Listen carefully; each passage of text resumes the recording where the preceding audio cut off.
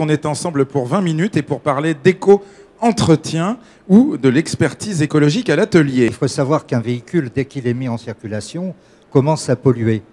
Donc le contrôle technique est un facilitateur de prise de conscience, Bien sûr. mais c'est pas forcément, on n'a pas forcément à attendre le contrôle technique pour se préoccuper de l'état de pollution de son véhicule. Rappelez-nous simplement ce qu'est l'éco-entretien, Jacques Rifflard. C'est une technologie qui permet, à partir des gaz d'échappement, donc du résultat de l'utilisation d'un véhicule, D'accord. de déterminer d'abord s'il y a des causes de dérive polluantes et s'il y a des causes de dérive polluantes, d'identifier l'origine de ces causes.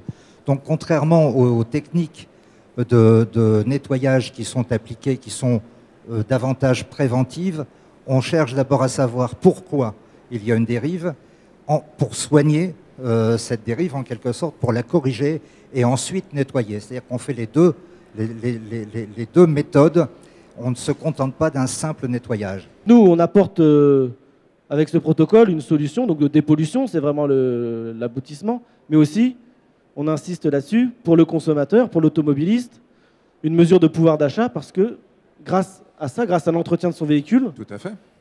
lui qui n'a pas les moyens de passer à l'électrique va pouvoir baisser sa consommation de carburant et gagner 1, 2, 3, 4, 5, peut-être 10 euros sur son plein. L'année dernière, on a assisté à une grande vague d'investissement dans le contrôle technique pour savoir assumer cet article 65.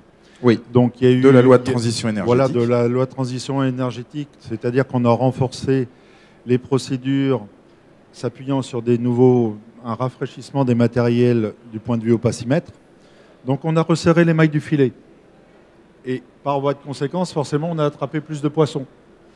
Et quand je dis plus de poissons, on est passé à peu près à un taux de contre-visite de 0,9% à quelque chose comme 8-9%. Le but, ce n'est pas simplement de punaiser ces véhicules au mur, c'est que maintenant se dire, il faut leur trouver une solution, il faut leur apporter le moyen de réparation et il faut réussir à sauver ces véhicules en procédant d'une part au bon diagnostic et ensuite à la bonne réparation. Aujourd'hui, un véhicule diesel Euro 6D pollue moins qu'un véhicule essence de même définition.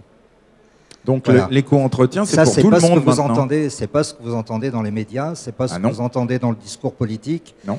Et on a à cœur, nous, au niveau de la profession, de remettre un petit peu d'ordre dans la maison, parce que le tout diesel, bien sûr, a vécu, mais l'absence totale de diesel, à mon avis, est un non-sens. Il y a un enjeu politique, régional, pour les pouvoirs publics, d'accompagner, d'inciter les automobilistes qui, je le répète, n'ont pas les moyens de passer à l'électrique, n'en ont peut-être pas l'utilité. La France n'est pas faite que d'agglomérations où il y a des transports en commun, bien au contraire. Donc nous, ce qu'on espère, c'est que les régions vont pouvoir s'emparer de la chose et inciter les automobilistes à passer des éco-diag et peut-être après un éco-entretien. C'est très bien, bien sûr, il faut faire cette démarche. Il faut s'occuper des véhicules avec les bons équipements, avec les bons logiciels, mais il faut malheureusement, et pour tout sujet, une prise de conscience, réussir à communiquer, réussir à éduquer, des fois évangéliser en amont.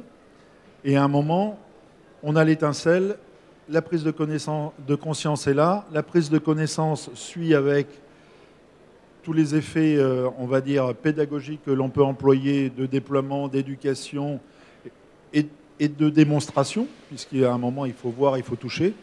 Là, je pense que ces différentes phases sont arrivées les unes après les autres et qu'on est dans la phase maintenant de déploiement et de vie.